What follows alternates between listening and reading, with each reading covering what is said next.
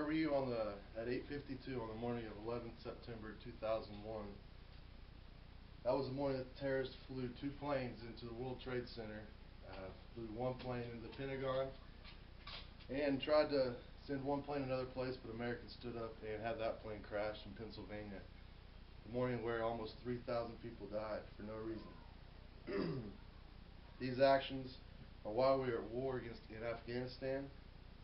As President Bush said in his speech to Congress on 21 September 2000, as long as the United States of America is determined and strong, this will not be an age of terror.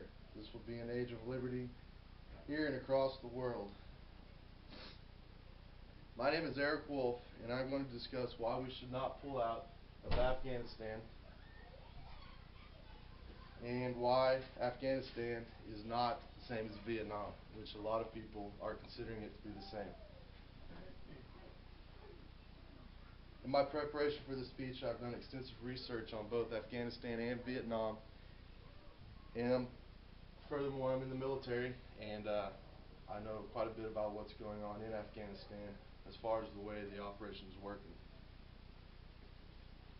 Today I'm going to talk about three main points. First main point is that many people feel, again, like Afghanistan is like Vietnam, and that it's taken too long. Main point two is that we must not forget why we're in Afghanistan and understand that in all actuality we are winning that war. Main point three are the positives and the negatives of staying in Afghanistan. We should not pull out of Afghanistan since the fact that the mission is not complete. Every day I hear about people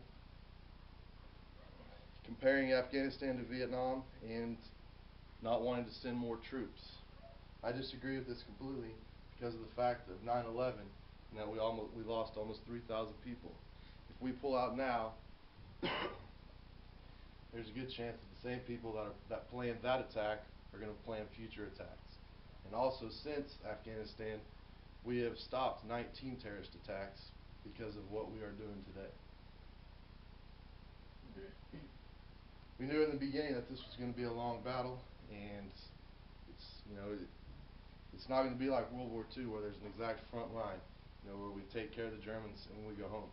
Okay, these guys, the terrorists, are everywhere, and it's going to take time. We have to realize that it's not going to be an overnight fight, and we have to push through as strong as we can.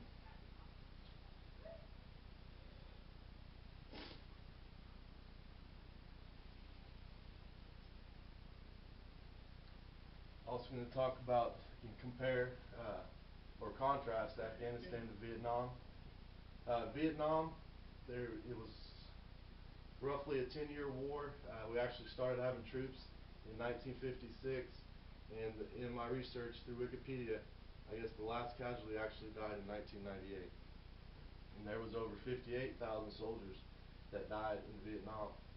As of right now, 23 November '09, it's kind of a crazy number, but only 666 soldiers have died in Afghanistan, also according to Wikipedia and Department of Defense website.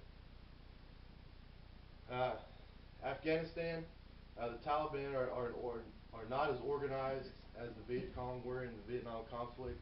Furthermore, the Viet Cong had the North Vietnam Army and the Russians helping them with their fight. We're only looking at deploying about 60,000 troops in the next year. There's 30,000 there right now in Afghanistan. President Obama's only wanting to send 30,000 more. During the Vietnam conflict, in the height was about 1968, there were 500,000 troops deployed to Vietnam at one time. Also, there have only been about 28,000 Afghanistan civilians killed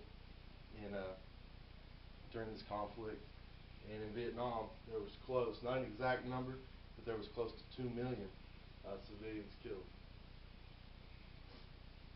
Also, the biggest point in my mind, and I want you guys to understand, is that the Vietnam conflict, all we did really there was go over there and try to stop communism.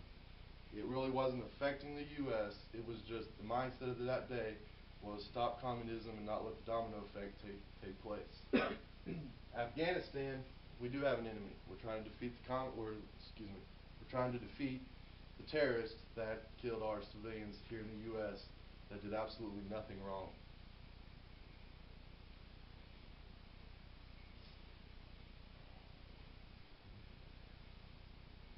Also, by pulling out of Afghanistan, I do understand that it will save this country a lot of money. It seems I understand that in this economic despair, kind of seems illogical to spend so much money. You know, it will cost millions to billions of dollars to support the 30,000 extra troops. But is that a price I feel I'm willing to pay? Are you willing to pay for our freedom?